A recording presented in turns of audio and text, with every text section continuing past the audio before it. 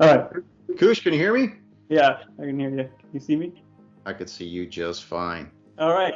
Everything worked. It was actually looked a little dicey, but it worked.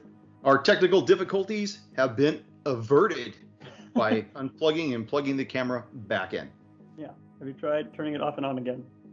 Greetings, fellow slingers. Welcome back to Roll the Hard 20 podcast. It is I, once again, your trusted Dungeon Master, Brian, taking the reins away from Kush. Give them to me, thank you, please.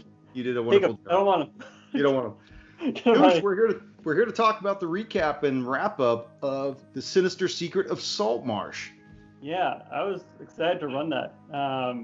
I remember seeing it and I was like, all right, this is it. I think we were talking for a while about running another thing on the side, and I finally found one I liked. And we ended up doing that. You know what? Move your camera up a little bit because it's cutting off the top of your head. Oh no! How's that? How's that? That's better. Okay, sweet.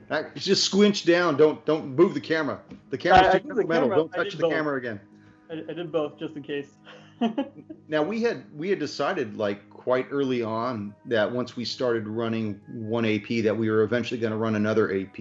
Yep. And I thought we had even mentioned that we were going to put it out as like a tier bonus for the Patreons. Remember that we were talking about that, and then with all the COVID crisis that ended up coming down, we had to get something else out there just for our regular listeners. And I think you just took the reins on that because I was so geared up for Carrion Crown that I had nothing else in reserve planned. So it takes time to find a good one. So I had something, so it just made sense for me to grab it and run with it. Now, were you going to run that for your other group at home? I mostly run homebrew at home. So what I normally do is I get something really, really short, so even shorter than the Ghost of Saltmarsh stuff we did. And I use it like a jumping off point. So I'll find something that's like 1 to 2 sessions long, and I'll be like, all right, this is how you guys meet up and know each other. That way it's not always just a tavern. That's what I normally do. Yeah, I mean, you had it pretty much planned with the adventure already underway. Like myself and Nick and Junior were already buddied up after taking this thing on. Yeah. Which is kind of cool. It cuts down a lot of the fat, you know. I did that only because we were a podcast. Because I kind of like the intro stuff where it's like no one really understands each other. But I was like, we're a podcast. We could cut that fat a little bit, and then we'll just jump in. Yeah, and I really don't edit much of these videos, so I got to make sure that Eric, who's probably the most notorious for getting up to use the toilet more than anybody else at the table, knows that when we sit down to record our next session that he's got to stay on camera. He should probably bring like a Folgers can or something, and you just put it in a bottle. Or maybe just like put a toilet seat with a bucket on it and wheels, you know, so he can just roll around. Just record. Why do that? Just record in the bathroom. Yeah, just take his camera with him.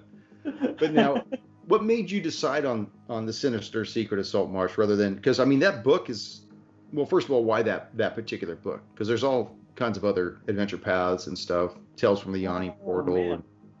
I normally, so whenever one of those books is put out, I normally kind of just go through them and see what I can like dig out of them.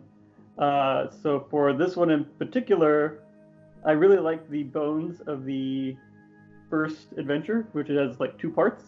So one of the reasons that I actually really like this one and kind of suggested we went with this is we weren't 100% sure how long lockdown would be, but it had 2 distinct parts. I estimated it would be like 5 sessions, and if we decided to go on to the second part, it would be like 10 sessions. So that was a really big part of it. And that's what happened. I think we talked about this, what was it, 130 days ago when the quarantine began, is we had 2 Carrion Crowns in reserve. And I was slowly putting them out there. I'm like, oh no, we're running out. What are we going to do? Because we have nothing else.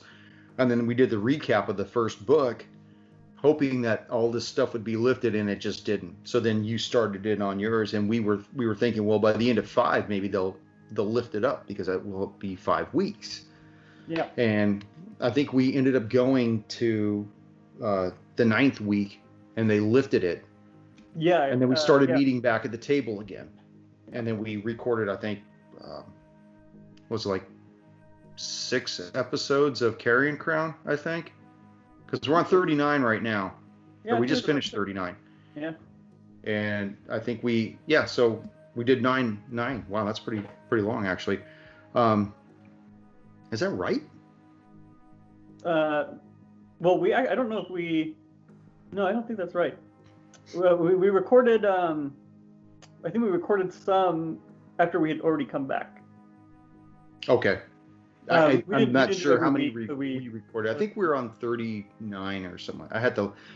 Stupid of me not to know, and then they shut us down again. And so then I released your session 9 because I was holding on to it in case something happened. And then we just started finishing it off. So we actually did get the 10 episodes, which session 10 is actually so long that it got cut into 2 parts, which I thought was pretty good because while we were all playing, I was watching the timer of when you broke us from a particular point. And I was like, that's perfect. In fact, part 1 is 1 minute, 1 second, and 23. 1 minute, 1 hour, 1 hour, 1 minute, and 23 seconds. Part 2 is 1 hour, 1 minute, and 44 seconds. Yeah. So they're only like 21-second difference between the two.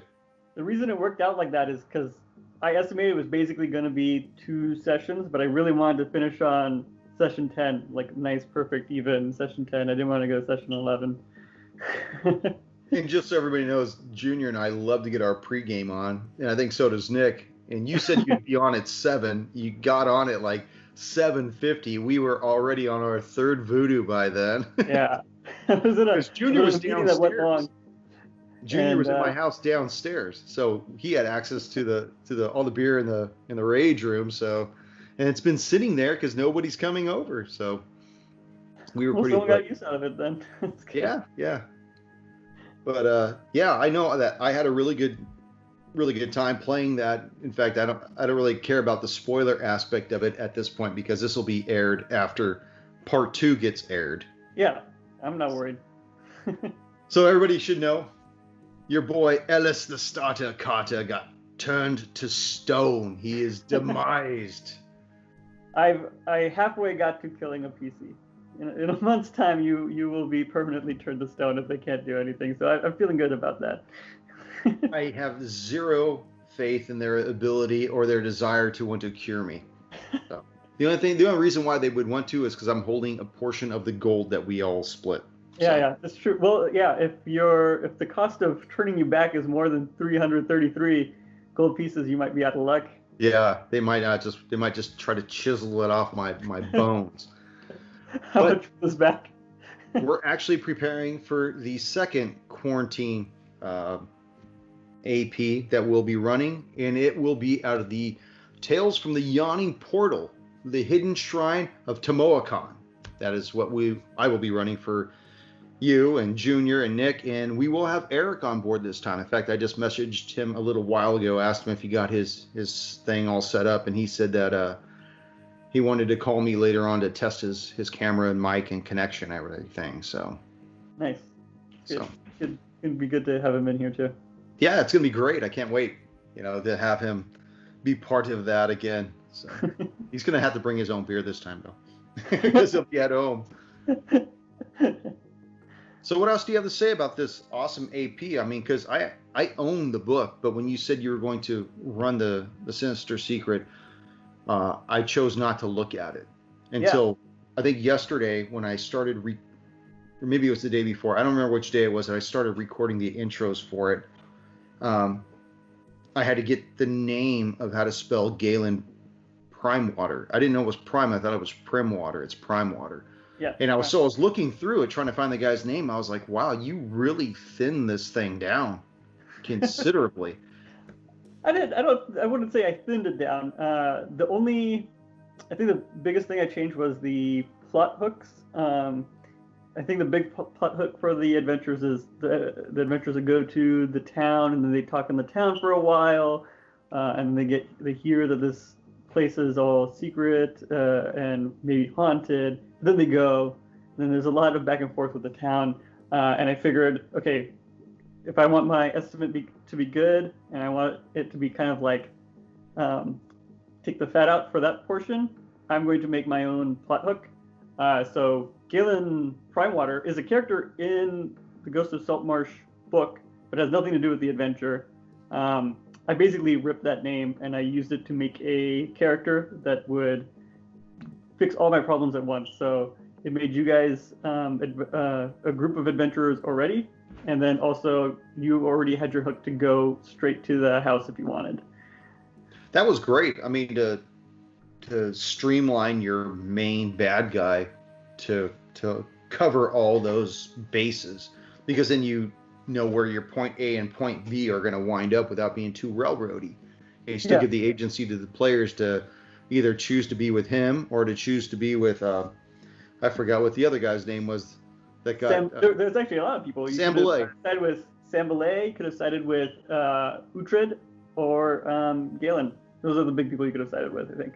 Yeah, and Sam Belay got eviscerated, and there were the three players. They weren't necessarily in agreement with each other, so you can pick your side. And I don't think any of them were good. I think that's good, though. I mean, that it allows for the dynamics of not making something crystal clear of who the good guy is and who the bad guy is, and I think I tried to do the same thing last year with Riders on the Storm, where you really weren't sure if the Seekers Foundation were good people or not. Yeah. That they were messing with timelines and stuff. There were plenty of times when we were like, should we be siding with these guys, or should we be changing our mind now? It's never really clear. More so when we had there was one guy that came from the Seekers, and he was basically like just abandoned back in the past, which is where we went. We're like, Archer. Yeah, Archer. Like, are these the good guys? Like, this guy's just abandoned here. We might be screwed. They kept sending waves. Yeah, to see if they that's not fixed something the good problem. guys do. Every time they wait, nothing happened. Send the next wave. Send the next No wave. one came back. Send more men. And homebrew is always easier to write for, but I think we discussed it. We just don't generate enough listeners for homebrew. But for all you listeners, if you want an entertaining tale, please return to Riders on the Storm. And if you could get past the first couple of episodes where the audio was a little more rough and there was a lot more fidgeting about, I think about episode 5 it really kicks into high gear. So yeah. Which is, I think, when they get to the Island of the Damned. Sorry, going back to things that I changed from the books. I think I didn't change too much. I think the bones are really good. I actually made, I think, in a lot of places, combat easier, which is, it was balanced for 4 people. You guys came in with 3, so I think there was a good chance you could have died in a lot of places. More so than already. But I think one of the big examples of that is the alchemist with the skeletons. Originally, it's like you fight all 4 skeletons at once, and then a couple turns through, the alchemist comes in because you're making noise. I split it into 2 that lure you in, and then 2 that show up to keep your escape, and then the alchemist comes in. So I think that one was very, very close, but I think you're basically 1 turn away from determining if it was like a TPK or you guys won. I thought that one of the closest ones was the when we were fighting the lizard men on the boat. That was very, very close. One of the lucky things that happened there is, so for the listeners, I'm very aware of Nick's character's tendency to go down. So very early on, I built in that if he went down 3 times, and I knew the adventure was going to be pretty dangerous for him, that if he went down 3 times, his patron would intervene and strike a deal. And so luckily, but that wasn't even during his that patron. one. Asmodeus isn't his patron. Asmodeus is, according to Nick, Asmodeus is his patron. Oh, it was? I didn't know that. He never really told me anything about his backstory, so I was unaware that was the case. Yeah. Of course, so, my character would have no reason to know his backstory, though. So. That's true. Yeah, I mean, that's part of also some of the stuff I changed here and there. So, the sword that Junior got I just put that in because that's something to do with his character. That book from Asmodeus wasn't actually about Asmodeus initially. It was about another evil dude, but that's specific to Greyhawk. You know, But I should keep listen people to see relevant. whether or not we have an echo.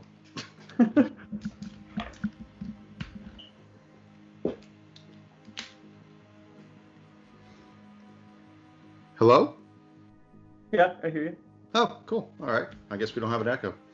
I guess we'll find out when I double check this on the back end. That's true. Can you still hear me? I can still hear you.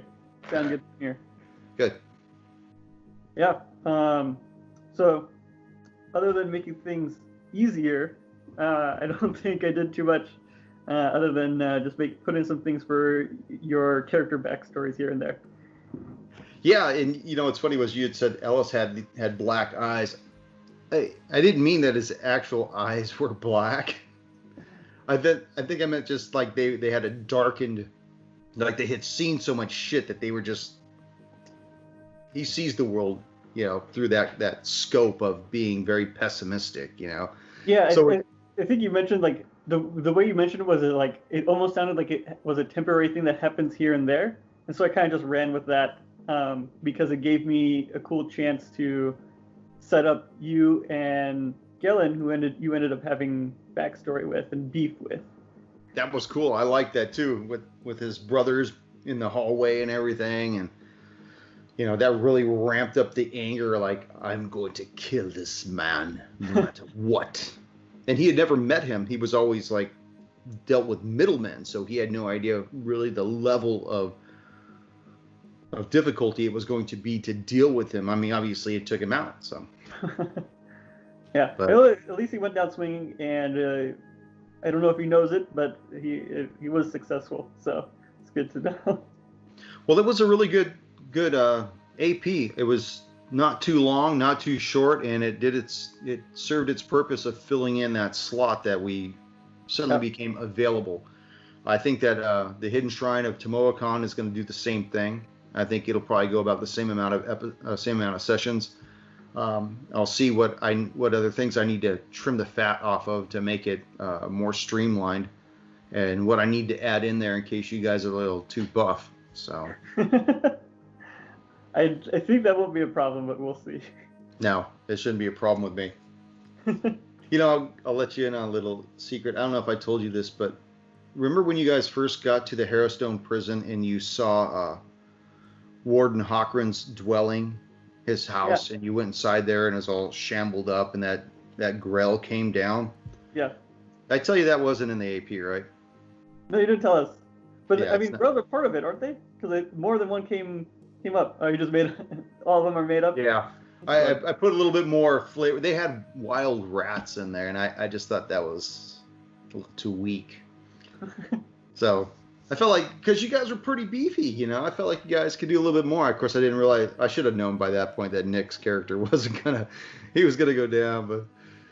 Oh, actually, there was one combat I did end up making harder. There's two hobgoblins or something, and they're like running around, and I figured, you know, they're kind of separate.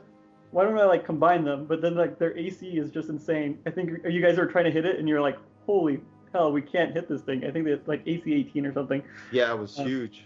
So I ended up turning one of them into two other goblins. So I changed that up, and then they also turned against the bandits because I was having difficulty wrapping my mind around why they would be completely working with the bandits, even if they were like doing a language exchange thing. And I was like, I kind of like the idea that when chaos breaks out, the goblins like totally turn on their masters, and then they were like chopping off heads, making necklaces out of them. You like adding that little element of, if you just hold back from the fight long enough, they'll do it themselves, you know. And then eventually you just kind of, you know, we'll have to get together sometime and actually talk about like our DM stuff, what we do behind the screen, like how we modify encounters on the fly, you know, whether if we increase the difficulty or start peeling it back a little bit, how we determine whether or not things should go on a little bit more, or how to add certain elements that seem logistically plausible, like adding more adversaries as the battle's engaged, and the heroes are really kicking some quick ass, and you're looking at the time and you're thinking, well, I need to extend this out a little more. You know, you don't want to just keep adding hit points to something. You want to make it more lethal in a sense, but not too lethal. You want to make it more lethal. You also want to make it a little bit more dynamic, right? It's way cooler when reinforcements come as opposed to the invisible, I'm going to increase the HP. And then people are going to be like, wow, this guy has a lot of hit points. Yeah, and you know, you sometimes you'll increase the number of attacks they may have per round, or you'll change their damage dice, things like that. So sometimes what you can do is like increase barbs to not only do piercing but do slight poison damage, or you know, grapple and then restrain, things like that. I like that kind of shit, you know? Yeah, stuff's cool. Well, shit, man. I don't know if you have anything else. This could have been a rolling for 20 episode because we're literally at 21 minutes.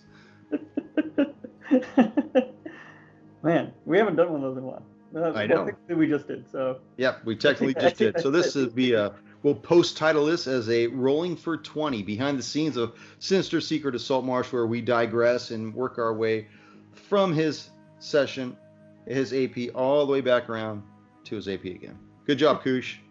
Thanks, man. Looking forward to finish Shrine. We're going to do that.